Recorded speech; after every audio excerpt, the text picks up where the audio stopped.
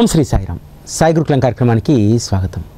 శ్రీ సాయిబాబా మధ్యాహ్న హారతిలో చివరి హారతి గీతం ఇది ఎంత గొప్ప మహిమాన్వితమైనటువంటిదంటే దీనికి ఉపాసనీ మహారాజు సాయి మహిమా స్తోత్రం అని చెప్పి పేరు పెట్టుకున్నారు. ఈ మహిమా స్తోత్రాన్ని కూడా వారు ఎంత అద్భుతంగా అందించారంటే ఈ మహిమా స్తోత్రంలో మధ్యలో వచ్చేటువంటి పాట సదానింబ వృక్షస్య మూలాదివాసత్ సుధాశ్రావిణం తిక్తమప్య ప్రియంతం తరుం కల్ప వృక్షాదికం సాధయంతం నమామీశ్వరం సద్గురుం సాయినాథం. ఈ మహిమా స్తోత్రానికి రాసినటువంటి మొట్టమొదటి స్టాంజా, మొట్టమొదటి పద్యము ఇది సదానింబ వృక్షస్య మూలాదివాసత్. ఎందుకు సదానింబ వృక్షస్య మూలాదివాసత్ అనేటువంటి దాన్ని ఉపాసనీ మహారాజ్ తొలుత రాశారు. మనందరికీ తెలుసు, గురుస్థాన్లో పాదుకల ప్రతిష్టాపన సందర్భంగా ఈ శ్లోకాన్ని వారు రాసి అక్కడ ప్రతిష్ఠింపజేశారు. మనము ఎక్కడైనా ఒక ప్రతిష్ఠ జరుగుతుంటే ఏం చేస్తాం? యంత్ర ప్రతిష్ఠ చేస్తాం. అది శ్రీకృష్ణ చక్రం కావచ్చు, ఇతరత్ర ప్రతిష్టాపనలో మనం పెట్టేటువంటి అనేక యంత్రాలు కావచ్చు, ప్రతిష్టాపన యంత్రాలు. ఇక్కడ బాబా యొక్క పాదుకల ప్రతిష్టాపన సందర్భంగా అద్భుతమైనటువంటి శ్లోకంతో కూడినటువంటి యంత్రాన్ని ఇక్కడ ప్రతిష్ఠ చేశారు. ఇప్పటికీ గురుస్థాన్లో కూడా అది మనకు కళ్ళకు చాలా స్పష్టంగా కనిపిస్తూ ఉంటుంది. బాబా యొక్క మహిమ ఆల్రెడీ గురుస్థాన్లో నిక్షిప్తమై ఉంది. గురుస్థాన్ వద్ద బాబా వేప చెట్టు కింద 16 ఏళ్ల బాలుడిగా వారు కొలువైనప్పుడు అక్కడ వారి యొక్క అవతార ప్రస్థానం ప్రారంభమైన తర్వాత అనేక మంది కుతూహలంతో అక్కడే ఎందుకు ఆ బాలుడు ప్రకటితమయ్యాడనేటువంటి విషయం వచ్చినప్పుడు ఖండోబాపు ఉన్నటువంటి వ్యక్తి అక్కడ తవ్వమంటే అక్కడ లోపల కమండలము, రుద్రాక్ష, జపమాలలు ఇవన్నీ కూడా అక్కడ బయటపడ్డాయి కదా. అంటే బాబా యొక్క మహత్తు ఆల్రెడీ వేప చెట్టు కింద నిక్షిప్తం కాబడ్డది. ఆ నిక్షిప్తమైనటువంటి ఆ మహిమ యొక్క స్తోత్రాన్ని, ఆ మహిమా యంత్రాన్ని మళ్ళీ ప్రతిష్టాపనలో భూగర్భంలో పెట్టలేదు, అందరికీ కనిపించేలాగా సదానింబ వృక్షస్య మూలాదివాసత్ సుధాశ్రావిణం తిక్తమప్య ప్రియంతం తరుం కల్ప వృక్షాదికం సాధయంతం అంటూ అక్కడ ప్రతిష్టాపన చేయడం జరిగింది. ఆ శ్లోకాన్ని, మహిమా శ్లోకాన్ని ఎవరైనా సరే గురుస్థాన్ చుట్టూ ప్రదక్షిణ చేసేటప్పుడు ఆ మహిమా స్తోత్రాన్ని గానం చేస్తూ ప్రదక్షిణ చేస్తే మనకు అద్భుతమైనటువంటి కృప దొరుకుతుంది. మీ అందరికీ కూడా ఆ వేప చెట్టుకున్నటువంటి మహిమ తెలియజేయాలంటే 2 సందర్భాలను మీకు చెప్పాలి. ముఖ్యంగా దత్తాత్రేయ పరంపరలో 3 వృక్షాలు ప్రసిద్ధిగాంచినటువంటివి. మొదటిది అశ్వత్థ వృక్షము, రెండవది ఔదుంబర వృక్షము, మూడవది నింబ వృక్షము. ఈ 3 వృక్షాలకు కూడా ఒక ప్రత్యేకమైనటువంటి స్థానం ఉంది.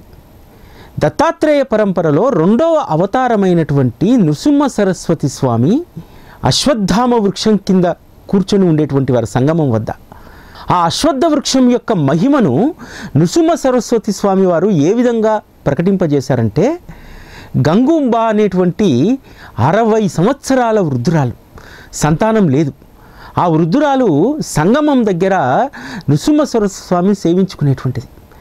అటువంటి ఆ తల్లికి నృసింహ సరస్వతి స్వామి చెప్తారు, అశ్వత్థ నారాయణ్ణి పూజించు, ఈ చెట్టును పూజిస్తే నీకు మేలు జరుగుతుంది అని అంటారు. ఎంతో భక్తి శ్రద్ధలతోటి అశ్వత్థ వృక్షాన్ని ఆమె పూజిస్తే ఆమెకు 60 సంవత్సరాలు దాటిన తర్వాత ఒక కుమారుడు, కుమార్తె జన్మిస్తారు. అంటే అశ్వత్థ వృక్షానికి ఉన్నటువంటి మహిమను నృసింహ సరస్వతి స్వామి తెలియజేశారు. ఆ తర్వాత నర్సోబవాడిలో ఉన్నటువంటి నృసింహ సరస్వతి స్వామి వారు ఔదుంబర వృక్షం యొక్క విశేషాన్ని తెలియజేశారు. వారు ఔదుంబర వృక్షం కింద వారు 12 సంవత్సరాలు నివసించి ఉన్నారు కాబట్టి ఎవరైతే నరసింహవాడిలో ఉన్నటువంటి ఔదుంబర వృక్షం కింద జప తపాలు చేస్తారో, పూజాది కార్యక్రమాలు చేస్తారో వారికి తప్పకుండా వారి కోరికలు సిద్ధిస్తాయి అనేటువంటిది అక్కడ ప్రతీతి. అందుకనే నర్సోబావాడి వెళ్ళినటువంటి భక్తులందరూ కూడా ఔదుంబర వృక్షం కింద ధ్యానం, తపస్సు, అదేవిధంగా పూజాది కార్యక్రమాలు చేస్తారు. అక్కడ ఏది కోరుకుంటే అది, ఆధ్యాత్మిక ఉన్నతి, లౌకిక ఉన్నతి ఏది కోరుకున్నా అది జరుగుతుంది. అంత గొప్ప మహిమను వారు అక్కడ ఉన్నటువంటి ఔదుంబర వృక్షానికి ఇచ్చారు. ఆ తరువాత నింబ వృక్షానికి శ్రీ సాయిబాబా వారు గొప్ప మహత్తునిచ్చారు. వారు ప్రకటితమవడమే, వారి అవతారం ప్రస్థానమే నింబవృక్షం కింద ప్రారంభమైంది కదా. కట్టిక చేదుగా అయినటువంటి ఆ చెట్టునే మధురంగా మార్చినటువంటి శ్రీ సాయిబాబా ఆయన అవతరించినటువంటి గురుస్థాన్లో పూజ ప్రదక్షిణ చేసేటువంటి వారి జీవితాలను కూడా మధురంగా మారుస్తూ ఉన్నారు. అది ఇప్పటికీ మనము సాక్ష్యంగా మనం అనుభవిస్తూనే ఉన్నాం ఆ మధురిమను. ఆ విధంగా నింబవృక్షం యొక్క మహిమను కొనయాడుతూ ప్రారంభమైనటువంటి శ్రీ సాయి మహిమా స్తోత్రము బాబావారి యొక్క మహత్తును అత్యద్భుతంగా అది ఆవిష్కరిస్తుంది. దత్తాత్రేయ అవతారాల్లో అశ్వత్థ, ఔదుంబర, నింబ వృక్షాలకు ఈ 3 చెట్లకు కూడా రాగి చెట్టు, మేడి చెట్టు, వేప చెట్టు ఈ 3ంటికి ప్రత్యేకమైనటువంటి విశిష్టత ఉంది. ఆ విధంగా బాబాగారు షిరిడీలో వేప చెట్టుకి ఇచ్చినటువంటి మహత్యం, వారికి ఏ చెట్టు అయితే నీడనిచ్చిందో దాన్నే వారి యొక్క గురుస్థానంగా భావించారు. ఆ గురుస్థానమే మీ అందరికీ కూడా మోక్ష సామ్రాజ్యాన్ని ప్రసాదిస్తుందని చెప్పారు. గురుస్థాన్లో పాదుకలు ప్రతిష్ఠించేటువంటి సమయంలో బాబా అంటారు, ఇవి భగవంతుని పాదుకలు, అక్కడ గురుస్థాన్లో ప్రతిష్ఠింపజేయండి అని చెప్పి అంటారు. ఆ విధంగా గురుస్థాన్కు ఒక ప్రత్యేకమైనటువంటి స్థానం ఇచ్చారు. ద్వారకామాయి వారి శరీర నివాస స్థానం. అదేవిధంగా సమాధి మందిరము వారి యొక్క దేహం సేద తీరుతున్నటువంటి దివ్య మందిరం. కానీ అసలైనటువంటి గురుశక్తి ఎక్కడ ఉందంటే గురుస్థాన్లోనే ఉంది. ఆ విషయాన్ని బాబా ఉపాసిని మహారాజ్తో అత్యద్భుతంగా రాయించుకున్నారు. ఆ సదానింబ వృక్ష అనేటువంటి ఆ మహిమా స్తోత్రానికి ముందు వెనుకాల వారు రాసినటువంటి ఈ పద్యాలన్నీ కూడా బాబా యొక్క మహత్తును మనకు తెలియజేసేటువంటివి. శ్రీ సాయిబాబా ఎప్పుడూ కూడా సచ్చిత్ ఆనంద స్వరూపులు. వారి వద్ద ఆనందానికి కొదవ ఉండదు. ఇంతటి ఆనంద ఘనులు మరొకరు ఉండరని చెప్పి వారు ఈ మహిమా స్తోత్రంలో ఉపాసిని మహారాజ్ గారు రాస్తారు. సదా సత్స్వరూపం చిదానంద కందం జగత్ సంభవస్థాన సంహార హేతుం స్వభక్తే చయామానుషం దర్శయంతం నమామీశ్వరం సద్గురుం సాయినాథం. బాబా మీరెప్పుడూ కూడా సత్యస్వరూపులు, ఎప్పుడూ మీరు సత్యంగా ఉన్నారనేటువంటి నిదర్శనానికి మాకు ఇస్తూనే ఉంటారు. అంతేకాదు మీరు చైతన్య గనులు, ఆనంద నిలయం. మీరు సృష్టి స్థితి లయకారకులైనటువంటి మీరు ఎల్లప్పుడూ కూడా ఆనందగనులుగా మాకు దర్శనమిస్తారు. అటువంటి మీరు సాక్షాత్తు చిదానందకరమైనటువంటి ఈశ్వరులే. అందుకనే నమామీశ్వరం సద్గురుం సాయినాథం, మీ చరణాలకు మా వందనాలు అని చెప్పి ఇక్కడ రాయడం జరుగుతుంది. అంతేకాదు అజ్ఞానం అనేటువంటి చీకటిలో పొరలాడుతున్నటువంటి మనుషులను మీరొక్కరు మాత్రమే ఉద్ధరించగలుగుతారు. మీరొక్కరు మాత్రమే అజ్ఞానం అనేటువంటి చీకట్లను తొలగించేస్తారు. రోజు సూర్యచంద్రులు వస్తూ ఉంటారు. సూర్యుడు చీకటిని చీల్చేసి వెలుతురును లోకానికి పంచుతారు. కానీ మీరు శాశ్వతమైనటువంటి వెలుతురు, అది ఉదయం రాత్రి అనేటువంటి తేడా లేకుండా శాశ్వతమైనటువంటి జ్ఞాన ప్రకాశాన్ని ఇస్తారు. అందుకనే బాబా భవద్వంస విద్వంసమార్తాండ మీడ్యం మనోవాగతీతం మునిర్ధ్యానగమ్యం జగద్వ్యాపకం నిర్మలం నిర్గుణత్వం నమామీశ్వరం సద్గురుం సాయినాథం. సంసారం అనేటువంటి చీకట్లను తొలగించేటువంటి మీరు మిమ్మల్ని ఆశ్రయించినటువంటి వారి యొక్క అజ్ఞానం అనేటువంటి చీకట్లను కూడా తొలగింపజేస్తారు. ఏది సత్యమో ఏది నిత్యమో అనుభవపూర్వకంగా తెలియజేస్తారు. అంతేకాదు మీరు ఈ జగమంతా కూడా వ్యాపించి ఉన్నటువంటి వారు. అటువంటి మీరు మా యొక్క సంసార బాధనలను పూర్తిగా తొలగించేటువంటి వారు మీరొక్కరే. అంతేకాదు పీకల్లోతు కష్టాల్లో మునిగిపోయినటువంటి జనులు ఆర్తనాదాలు చేస్తుంటే మీరొక్కరు మాత్రమే రక్షిస్తారు. అది మీ ఒక్కరికే సాధ్యం. మీరొక్కరే మాకు చెయ్యి అందించగలిగినటువంటి వారు అని చెప్పి ఇక్కడ ఉపాసిని మహారాజు రాస్తారు. భవం బోధి మార్నాంగితానాం జనానాం స్వపాదాశ్రితానాం స్వభక్తి ప్రియానాం సముద్ధార్దనార్థం కౌసంభవంతం నమామీశ్వరం సద్గురుం సాయినాథం. బాబా సంసార సాగరంలో పీకల్లోతు మునిగి ఇక పూర్తిగా దాంట్లోనే కూరుకుపోతామనుకున్నటువంటి మమ్మల్ని మీరొక్కరు మాత్రమే చెయ్యిచ్చి బయటికి లాగుతారు. మీ పాదాలను ఆశ్రయించినటువంటి ప్రియ భక్తులను ఉద్ధరించడానికి ఈ కలియుగంలో అవతరించినటువంటి సద్గురు మూర్తి మీరు సాక్షాత్తు పరమేశ్వరులే. ఆ పరమేశ్వర స్వరూపమైనటువంటి మీకు మేము ప్రణామం చేస్తున్నాము అని చెప్పి ఇక్కడ రాయడం జరిగింది. ఎందుకంటే ఈ కలియుగంలో నరుణ్ణి రక్షించేటువంటి వారు ఒక్క సద్గురువు మాత్రమే. ఈ తత్వాన్ని ఆ రోజు బాబాను ఆశ్రయించినటువంటి భక్తులందరూ కూడా బాగా అవలోకనం చేసుకున్నారు. అందుకనే బాబా చరణాల వద్దకు వచ్చినటువంటి వాళ్ళు బాబాను వదిలి వెళ్ళలేదు. అంతేకాదు ఉపాసిని మహారాజ్ అనుభవం ఏమిటంటే, బాబా విధించినటువంటి గడువు ప్రకారం అక్కడ లేకపోయినా ఆ స్థానాన్ని వదిలి వచ్చినా సరే బాబా ఆయా సందర్భాల్లో ఏ విధంగా తనను రక్షించారనేటువంటిది ఉపాసిని మహారాజుకు ఒక వ్యక్తిగతమైనటువంటి అనుభవం. ఇక్కడ ఉపాసిని మహారాజు విశ్వసించింది ఏంటంటే, ఒకసారి వారి చరణాలను సద్గురు శ్రీ సాయిబాబా చరణాలను పట్టుకున్న తర్వాత మనం వారి చరణాలను వదిలినా ఆయన దృష్టి నుంచి మాత్రం మనం తప్పుకోలేం. ఆయన దృష్టిలో ఎప్పుడు మనం ఉంటాము. కొన్ని సందర్భాల్లో వారి సహాయం అడగకపోయినా మనం ఏదైనా ఇబ్బంది పడుతుంటే ఆయన చూస్తూ ఉండలేరు. ఖచ్చితంగా ఆ సంకటాల నుంచి బయటపడేస్తారు. అందుకు నా జీవితమే నిదర్శనం అని చెప్పి ఉపాసిని మహారాజ్ వారి చరిత్రలో అనేక సందర్భాల్లో చెప్పడం జరిగింది. ఎంత సహాయకారి, ఎంత శ్రేయోభిలాషి. భక్తుడు ఒక్కసారి తనను ఆశ్రయిస్తే తన భక్తుడు తన నుంచి వేరుపడిపోయినా సరే ఏ విధంగా కనిపెట్టుకొని ఉంటారనడానికి నా జీవితమే నిదర్శనం అని చెప్పి ఉపాసిని మహారాజ్ చెప్తారు. ఆ భావంతోటే ఉపాసిని మహారాజ్ రాస్తారు, కటిక చేదు ఉన్నటువంటి వేప వృక్షపు యొక్క ఆ చేదునే పోగొట్టినటువంటి వాడు. మాలో ఉన్నటువంటి చెడు గుణాలను మీరు పోగొట్టలేరా?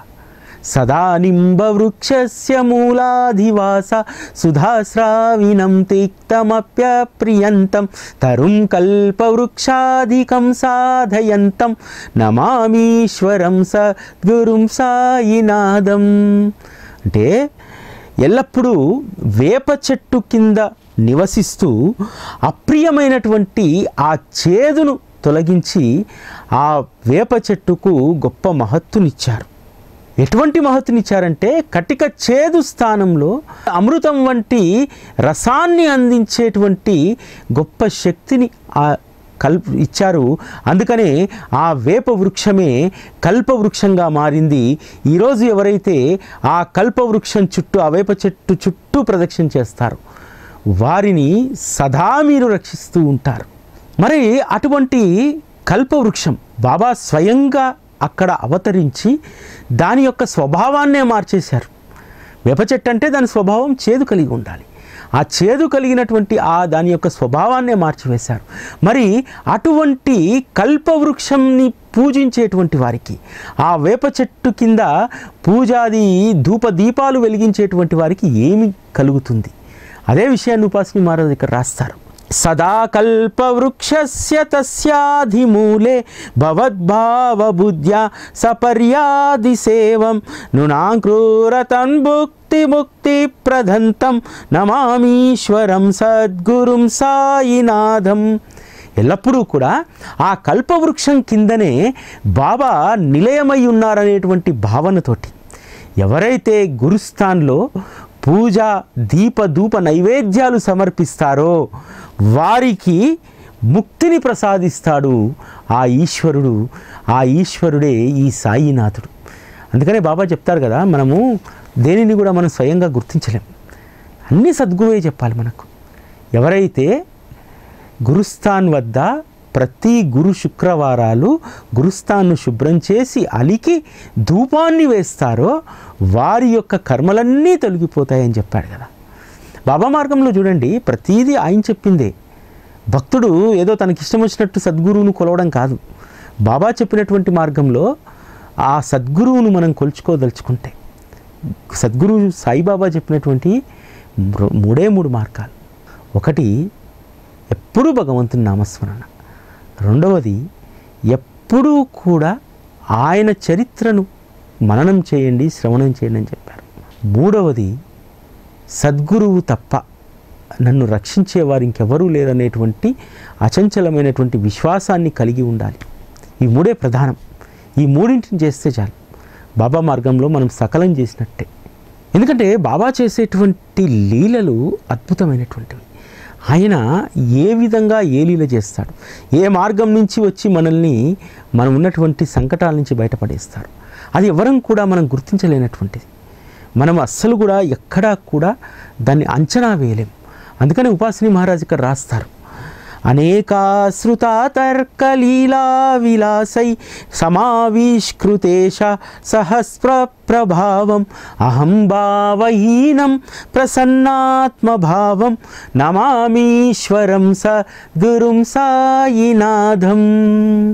బాబా, మీరు చేసేటువంటి లీలలు అగణితమైనటువంటివి, ఎక్కడా కూడా లెక్కించడానికి వీల్లేదు.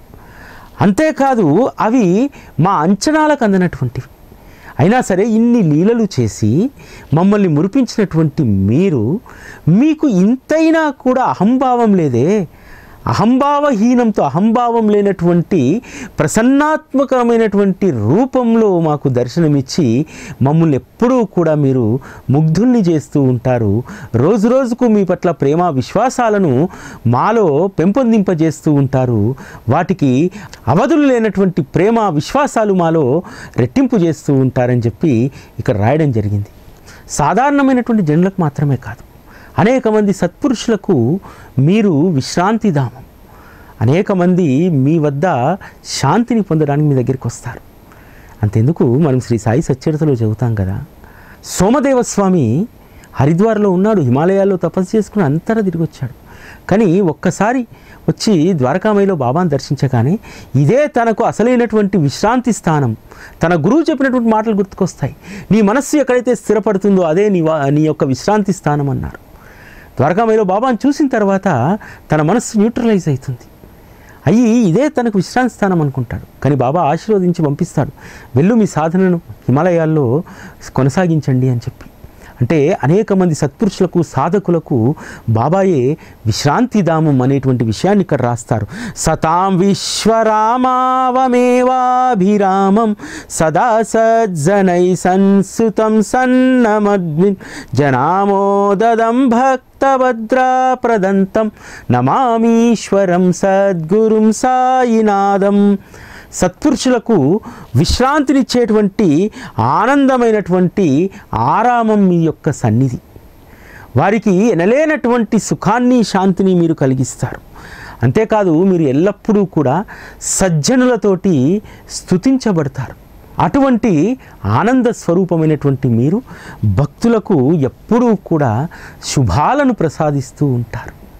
అంతే కదా, అనేక మంది సత్పురుషులు సాక్షాత్తు కలియుగంలో నడిచే దత్తభగవానుడుగా పేరొందినటువంటి తెంబై స్వామి బాబా గురించి ఎంత గొప్పగా చెప్తారు. అటువంటి గొప్ప ఘనకీర్తి కలిగినటువంటి మీరు స్వయంగా ఈశ్వరుడే బాబా. మీకు జనన మరణాలే లేవు, అయినా సరే మా కోసం మీరు ఈ భూమిపైన రాముడు ఎలా అవతరించాడో అదేవిధంగా మీరు అవతరించారు అనేటువంటి దాన్ని ఇక్కడ చెప్తారు. అజన్మాధ్యమేకం పరబ్రహ్మ సాక్షాత్ స్వయం సంభవం రావమేవావతీర్థం భవద్దర్శనాంతం పునీత ప్రబోహం నమామీశ్వరం సద్గురుం సాయినాథం. సాయినాథ, పుట్టుక మొదలైనటువంటివి ఏవీ లేనటువంటి మీరు శ్రీరామచంద్రమూర్తి ఏ విధంగా అయితే పరబ్రహ్మ రూపంలో ఈ భూమిపైన అవతరించారో మీరు కూడా పరబ్రహ్మ రూపంలో ఈ భూమిపైన అవతరించారు. సాక్షాత్తు మీరు పరబ్రహ్మే అనేటువంటి దాన్ని ఇక్కడ అత్యంత అద్భుతంగా చెప్పడం జరిగింది. అంతేకాదు బాబా, ఈ ప్రపంచంలో మీ పాదాలు తప్ప మరొక ఆధారమే ఈ జనునికి లేదు. అవి మాత్రమే మమ్మల్ని రక్షిస్తాయి అనేటువంటి విషయాన్ని ఇక్కడ రాస్తారు. శ్రీ సాయిష కృపానిధి అఖిలనునాం సర్వార్థ సిద్ధి ప్రధా యశ్మత్తారజ ప్రభావవతులం దాపాపి వక్తాక్షమః సద్భక్త్యా శరణం కృతాంజలిపుటం సంప్రాప్తోస్మి ప్రభో శ్రీమత్సాయి పరేశ పాద కమల నాణ్యం శరణ్యం మమ. సాయీశ్వర కృపానిధి, మానవులందరికీ కూడా మీరు సర్వసిద్ధి కలిగించేటువంటి వారు. మీ పాదధూళి యొక్క ప్రభావం సాటి లేనటువంటిది. దానిని బ్రహ్మదేవుడు కూడా వర్ణించలేడు. ప్రభు సద్భక్తితో మీకు నేను నీరాజనం పడుతున్నాను. మీ శరణు నాకు లభించింది సాయి. కేవలం మీ పాద పద్మాలను తప్ప వేటిని ఆశ్రయించేటువంటి బుద్ధి మాకు కలగకుండా చెయ్యి. నీ పాదాల్లోనే సర్వశక్తి దాగి ఉందనేటువంటి స్పృహను ఎప్పుడూ మాలో ఉండేలాగా అనుగ్రహించు అని చెప్పి ఉపాసిని మహారాజ్ ఇక్కడ అడుగుతున్నారు. సాయి రూపధర రఘోత్తమం భక్త కామ విబుధం ధ్రువం ప్రభుం మాయయోమో చిత్తశుద్ధయే చింతయామ్యహమహర్నిశం ముదా. మాయ చేత కలుషితమైనటువంటి నా చిత్తాన్ని, ఎప్పుడూ కూడా నా చిత్తాన్ని మాయ కలుషితం చేస్తూ ఉంటుంది. అటువంటి దాన్ని పరిశుద్ధం చేసేటువంటి ప్రభువు మీరే. అంతేకాదు భక్తుల యొక్క కోరికలను తీర్చే కల్పవృక్షము మీరే. అదేవిధంగా రఘువంశోత్తముడు మీరే. సర్వము కూడా సాయినాథుల్లోనే ఉన్నాయి అనేటువంటి విషయాన్ని ఇక్కడ చెప్పడం జరుగుతుంది. బాబా యొక్క కృప అనేటువంటి గొడుగు కింద స్థానం కోసం అడుగుతున్నారు ఇక్కడ. శరస్సుధాంశుం ప్రతిమం ప్రకాశం కృపాతపత్రం తవ సాయినాథ త్వదీయ పాదాబ్జ సమాశ్రితానాం స్వచ్ఛాయయ తపమావకరోతు. శరత్కాలంలో చంద్రుడి యొక్క ప్రకాశం, చంద్రుడి యొక్క చల్లదనం ఎలా ఉంటుందో అటువంటిది మీ కృప. ఆ కృప అనేటువంటి గొడుగు నీడన నాకు కొంత స్థానం ఇవ్వండి. ఎందుకంటే ఈ సంసారం అనేటువంటిది తాపంతో కూడుకున్నటువంటిది. ఈ తాపం నుంచి శరత్కాల చంద్రుడి యొక్క చల్లటి వెన్నెల వంటి గొడుగు కిందకు మేము రావాలనుకుంటున్నాం. అదే మీ ఆశ్రయం. మీ ఆశ్రయం అలా ఉంటుంది. శరత్కాలంలో చంద్రుడు ఎంత చల్లటి వెన్నెలనిస్తాడో అంత చల్లగా మీ కృప అనేటువంటి ఛత్రం కింద ఉంటుంది. ఆ మీ కృప అనేటువంటి ఛత్రం కింద నాకు స్థానాన్ని ఇవ్వండి అని చెప్పి అడుగుతున్నారు. ఇక నా ఉపాసనా దైవమైనటువంటి మిమ్మల్నే నేను శరణు వేడుతాను అని చెప్పి ఇక్కడ ఉపాసిని మహారాజు బాబాను శరణు వేడుతున్నారు. ఉపాసనా దేవత సాయినాథ స్థవర్య ఉపాసనా సమాస్కృతం రమేన్మనో తవ పాదయుగ్మే భృంగో యదాబ్జే మకరందలుబ్ధ. ఉపాసనా దైవమైనటువంటి శ్రీ సాయినాథ, మిమ్మల్ని ఉపాసించేటువంటి ఈ ఉపాసిని యొక్క స్తోత్ర రచన ద్వారా మిమ్మల్ని కీర్తిస్తున్నాడు. మకరందం కోసం తుమ్మెద పద్మంలో విహరిస్తూ ఆనందిస్తుంది. అదేవిధంగా నా మనస్సు మీ పాదాలలో ప్రవేశించి ఆనందించుగాక అని చెప్పి అడుగుతున్నారు. ఎందుకంటే ఆనందం అనేటువంటిది ఒక్క మీ చరణాల వద్ద మాత్రమే లభిస్తుంది. మీరు నా ఉపాసనా దైవం.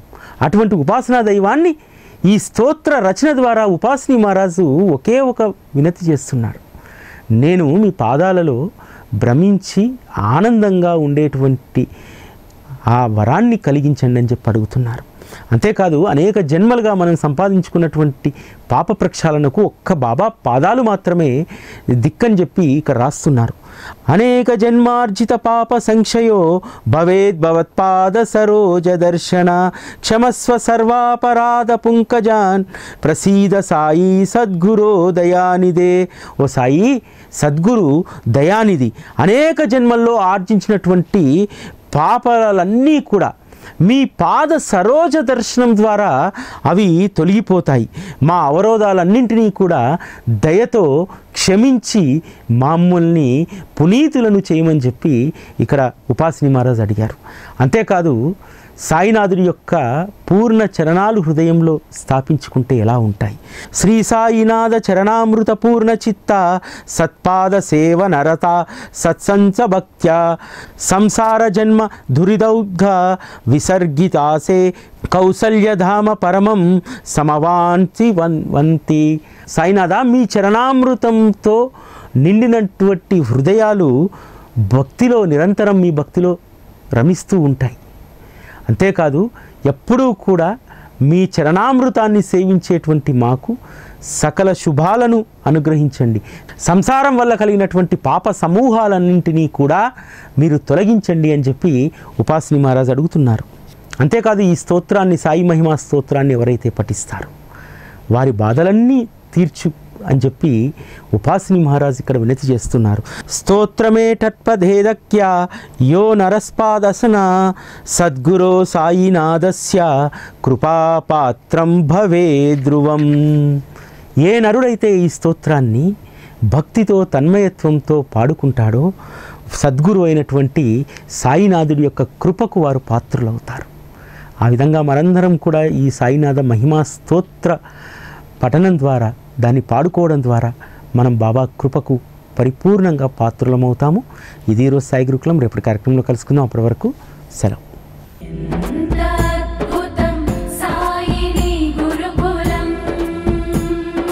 శిక్షణే తప్ప శిక్షలు లేని శరణాగతి సౌదం.